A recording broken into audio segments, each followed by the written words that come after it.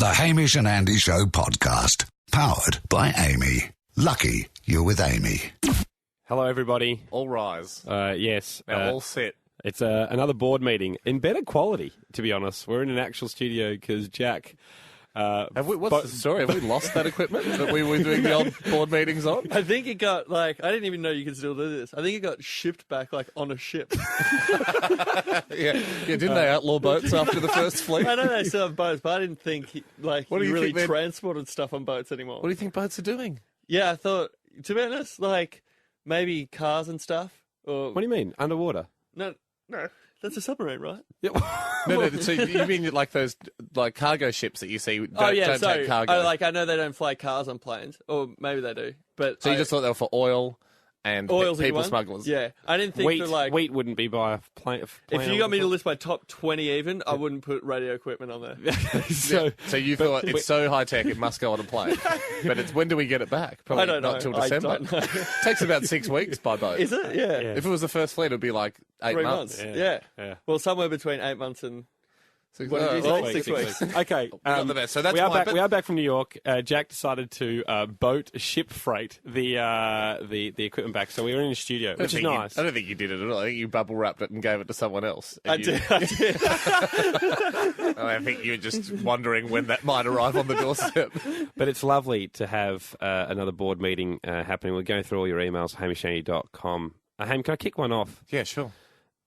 This is from Georgia Fleming. Hello, George. The board recognises George. Georgia Fleming, 13 years of age she is. She said, when you guys were doing the show from the apartment in New York, she got a laugh out of Hamish calling it a lair. Was it a lair before Andy moved in? Good question. Or did Andy make it into a lair? And this is a question for you because I don't even think it was a lair. Well, it was a lair. No, great question, George. Very perceptive, too, for such a young, bright mind. And is a bit of a DIY enthusiast. As soon as he gets to a spot, be it a rented apartment or even a motel, he will start making changes to make it a lair.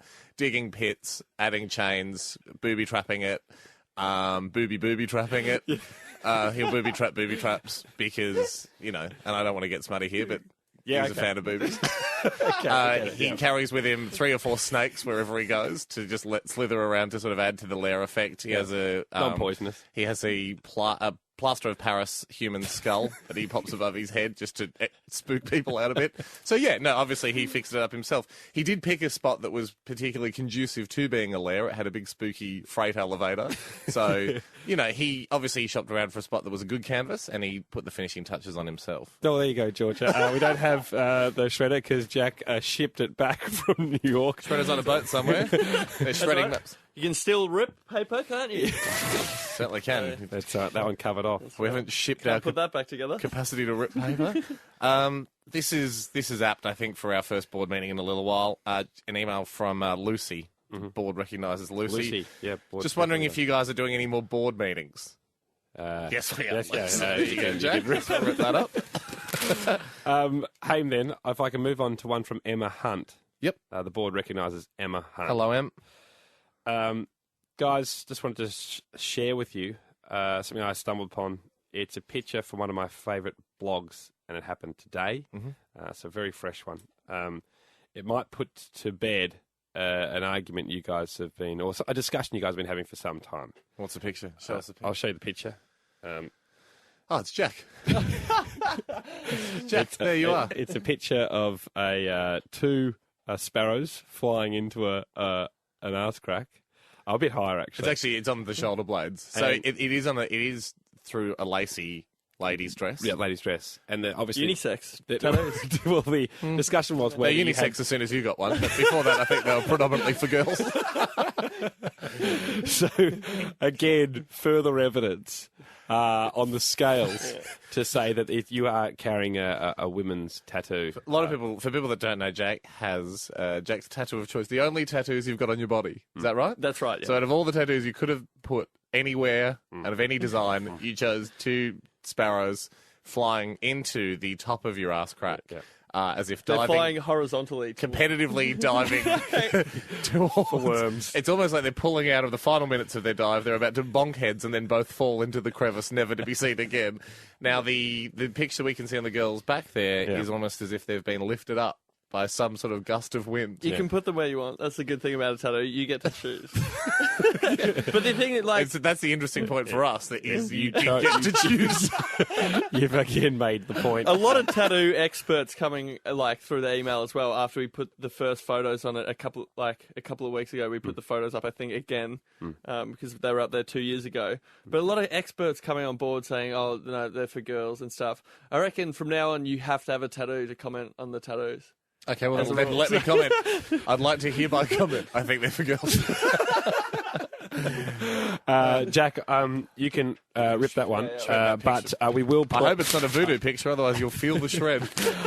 We will put a picture of the girl in the dresses tattoos up alongside Jack's, just for further, I suppose, analyze. And during the week, I'm going to Google and find another man with those tattoos. Good luck. So we'll put them up there as well. All right, but if the man has over 10 tattoos, they don't count, because once you get that high, you're just doing anything. Over 10, that's a lot, though. Yeah, because I'm sure you'll find them on guys, like those guys in prison that have tats on their face and stuff. Yeah, guy in prison sounds pretty tough, hey? Yeah. I'm not saying he's the top dog in there. I'm also not saying that you're going to find him. But I just, like circus freaks and stuff that have their whole bodies tattooed. You just have every tattoo in the world on there. So if there's more than 10 tattoos, it doesn't count. Yeah, but maybe that's what I'm heading for eventually. Circus freak. No promises. Good to know that being the button pusher for our show is considered a lower rung on the career ladder than circus freak. In fact, it's a starting out spot. All right, well, we wish you the best, Jack. Yeah, good luck with that. If it is the best way to get out of having a girly tattoo, to tattoo my whole body with every tattoo you can get. Yeah. Yeah, I'll do it. Well, that's secretly our goal, is to force you into some sort of overreaction like that. The board recognises Cory. The board recognises Cory. He's written and going, "Hi guys, long-time listener, first-time writer." So that always piques our interest a little bit, because something's obviously meant so much to him that over that whole period of listening, he's never felt compelled to write. This isn't great news for you, Ando. It comes off last Friday's radio show. Right. He would like to... He said, I'm writing in regards to the supposed life tricks. Well, it was a life trick. Mr. Andy Lee. There was a few that were... brackets, potential terrorist. Me? Yep. Told everyone about last Friday. That's soft. It's not only illegal to use your filter cap to lock the fuel nozzle on, but it's highly dangerous and could cause an accident of monumental proportions. All right. I'm kind of like Kaniki from Greece. I don't care about the law. I'm a loose unit.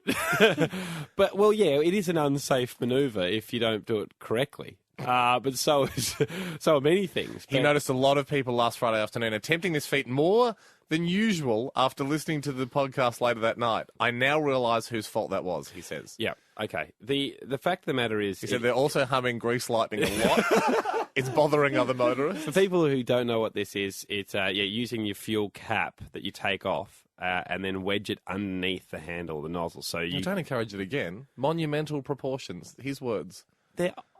He just wants a retraction. You can't have one. Oh, no. Oh, goodness me.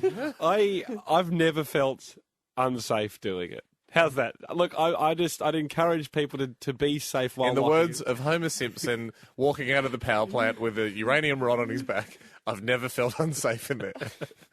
Shred it. Okay. Wow. All right, Cory, well, you did your best. You gave it a go. Haim, this is from a Georgia Wassum. Oh, yep. The board recognises Georgia Wassum. Hey, George. Listening to the podcast the 14th of October 2010.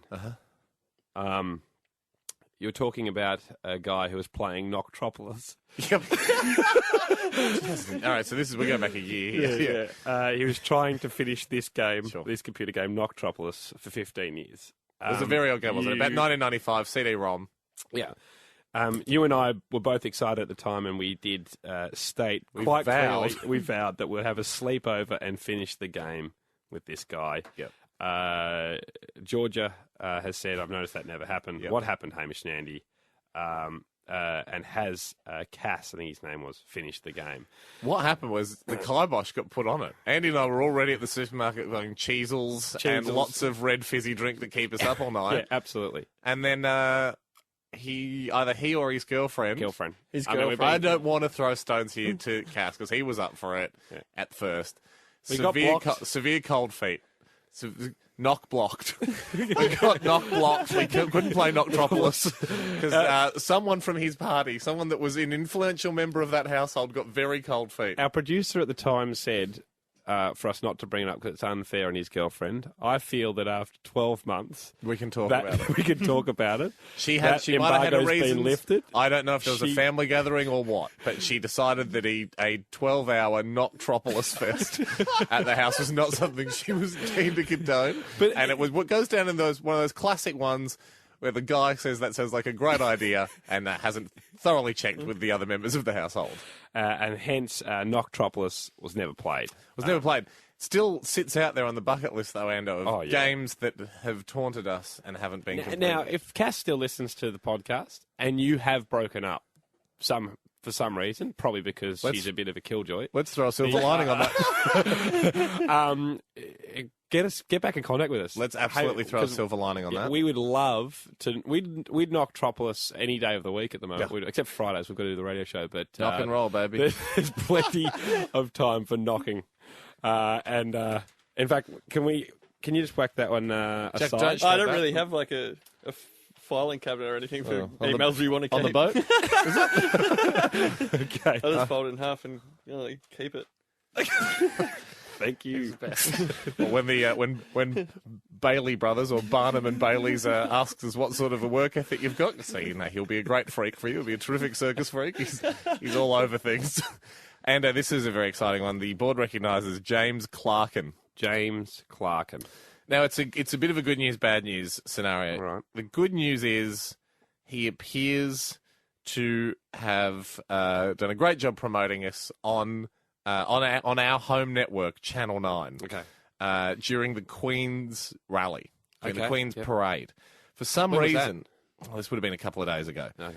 Did they broadcast the Queen? I guess they did. Well, I didn't watch it, but he's included a screenshot of the TV show. So it's live. It's 9 News. Before we go on here, what do they broadcast? Just her walking about? It's not even her. It's her in a Range Rover. Just doing a few nods. She might be in the background there. I can see a hat. Yeah. Could be her. She could be out of the car. I always feel sorry for the people having to commentate that. I think it looks like they've got the 60 Minutes crew in, or the 9 News. Yeah, they're very good at that. They're very good at that. They're extremely good at that. Yeah. And so here it is, a bit of a celebration of the head of state, our chief monarch in town. Unfortunately, James has committed treason by tweeting in to the broadcast, and they were showing tweets on stage, on screen, sorry. I don't care for the Queen. Then very generously to us, he's written, I'd rather watch Hamish and Andy. Which is super nice of him, although he has caused a few problems there. One, treason, as I pointed out. He's very excited. He's written, it got showed on the live show. I can't believe it. Hamish and Andy won, the Queen nil. Well, and if that is the score, I would like to end the game now because I know she's a good player and I'd like to quit while we're ahead. He's committed treason, but I also think he's probably made a few people look at that and go, that stinks of Channel 9 doing it themselves. If the next tweet was, I don't care for the Queen, I'd rather watch Celebrity Apprentice, then I certainly feel like James Clarkin may or may not work for Channel 9. But at this stage, all I can assume is he's a loyal board meeting listener and he's tried to do the right thing and accidentally committed treason. Can I ask James? Sure. And can you be James? Yep. So you can give the answer. I'll channel him. If I'm looking at his email, I certainly can channel him. Would you prefer to watch us doing the exact same thing as the Queen's doing? Like, obviously, there's plenty of other shows that I'd rather watch than the Queen just going along having a nod. Like, I'd prefer to watch even American Idol. I don't really particularly like that. Yep. But if I had a choice out of Ryan Seacrest in the hat doing noddies, talking to a lot of people, or the Queen, I think I'd go with the Queen. So what's your question? My question is, would James prefer to watch us doing the exact same thing? Because that's the true comparison. Oh, and I'm still James? Yeah. Oh, man, I don't care. My boss just told me to tweet that in because I work for Channel 9. No, thanks, James. Appreciate it. Firing a salvo at Liz. Good work. All right, this is a serious one. I don't know whether we want to get to serious ones. Have we got time? What are we at? Oh, we've got plenty of time. It's only 15 minutes in. I know we try and keep these to 20. We just don't want to annoy people with a giant podcast. It's true. Marcus Champion The board We've recognises. always got time for Marcus Champion. Marcus Champion. That's our only rule in the Yep. board charter. We've always got time for Marcus Champion. The champ In is here. fact, Yep. I'd love someone to design a T-shirt that says, I've always got time for Marcus Champion. He's got a request for Hamish. Uh-huh. He said he's going to propose to his girlfriend. Hang on. Have I just written... If I said that... Are we giving away something here? I didn't hear it. Now, if everyone ignores the rewind button on their iPods, then everything's fine. Is it assumed that I'm allowed to read these? Because he hasn't... I don't know. he doesn't When we on the email form, when you email it at hamishandy.com, it doesn't say, because these will be read out. We choose to do that. but he doesn't say don't read it out. Uh-oh. Anyway. Well, don't we find ourselves in a pickle here? I'm going to for John. Okay. Well, you've done the damage. He's going to propose to his girlfriend. I won't say when. He tells us when. You can always trust Andy Lee. He tells us when. He goes, there's a catch. Everyone will be familiar with the celebrity leave pass, where you can cheat on your partner. Well, with permission, I suppose. That's the theory. Yeah. I don't know how many times it's ever been enacted. Marcus Champions is Lavinia Nixon, just for example. She is married to someone that we know. We know. Yeah.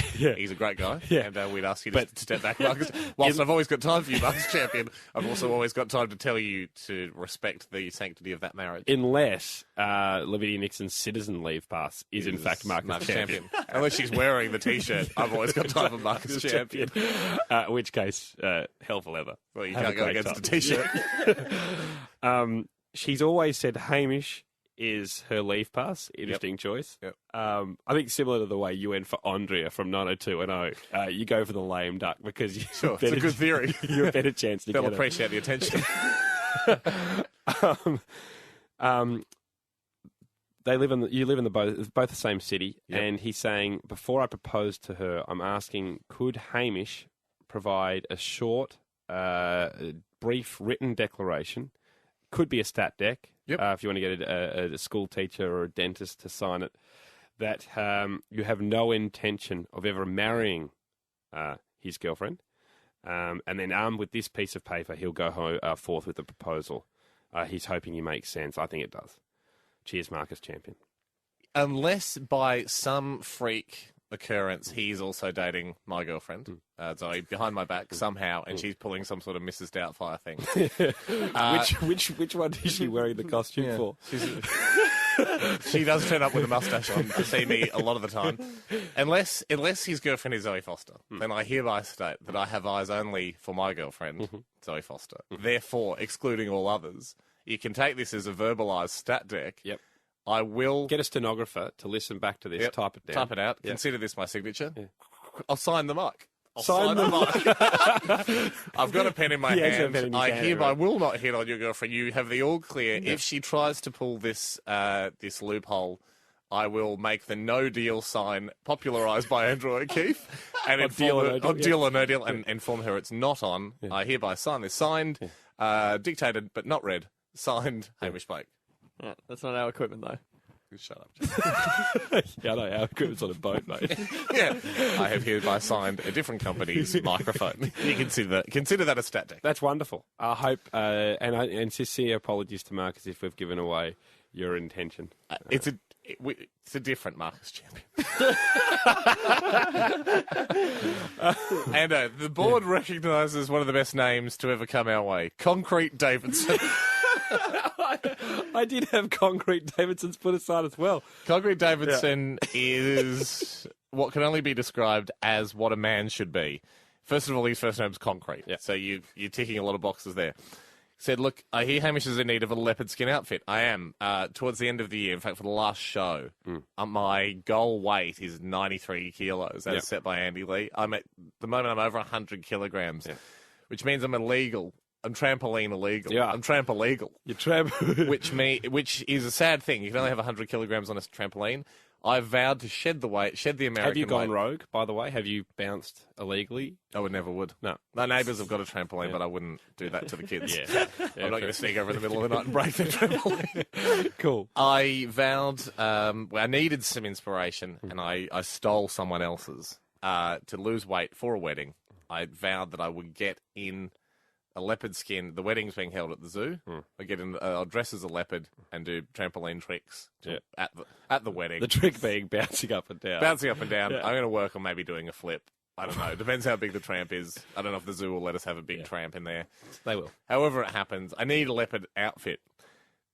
Here's where I need to draw a line, though. Here's where we need a little bit of differentiation. Yep. I don't need a leopard skin outfit. No. I need a leopard outfit. Yeah. He's got the old classic 1920s strongman sort of toga. Which would be perfect alongside the freak here if you two were to go and run and join a circus. If indeed, Concrete, you do work at a circus, we know a young man that's got his eyes set on the position of circus freak. Which is, he's very generously offered it up, and he said you can have the cape as well if you need it. At this stage, I am looking for a complete neck to toe to have paw, my hands, but hopefully they look like paws, with the tail and some ears. I'd like to be dressed as a leopard. I get that. Can I just chime in? The purpose of this is obviously for you to lose 10 kilos. Yeah. I feel like we need more of a leotard suit to show a bit of the body. You want to show a bit of the body. Yeah, because I feel like if you're full body, like a morph suit, it's very hard to be able to tell, particularly with a leopard print, it's very hard to tell contours. Confusing, yeah. Also, I might be a baggy one too, so I could just be up there like as Tony the Tiger. Yeah. So I think you do want to see a bit of skin. Yeah, I do. I don't want to see as much as Concrete has suggested. Yep. But I would think a happy medium would be a weightlifter's outfit. So we get both, it's over both shoulders and down to approximately the knees. Well, then maybe if you want to see skin, do we go for Concrete Davidson's? I mean, that's a lot of skin. But I'd also like a tail.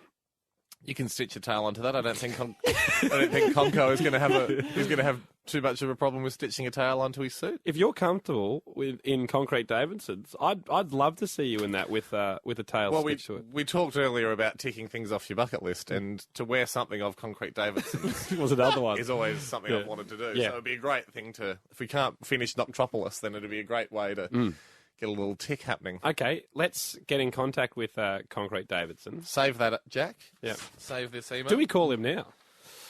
Is that let's crazy? call Concrete Davidson now. We've got, for once, we're in a studio that's got phone facilities. He's left his number. Let's quickly call Concrete Davidson. He's got one of those. He's got a weightlifting belt on too. One question. He works out. Before stacked. we ring Concrete.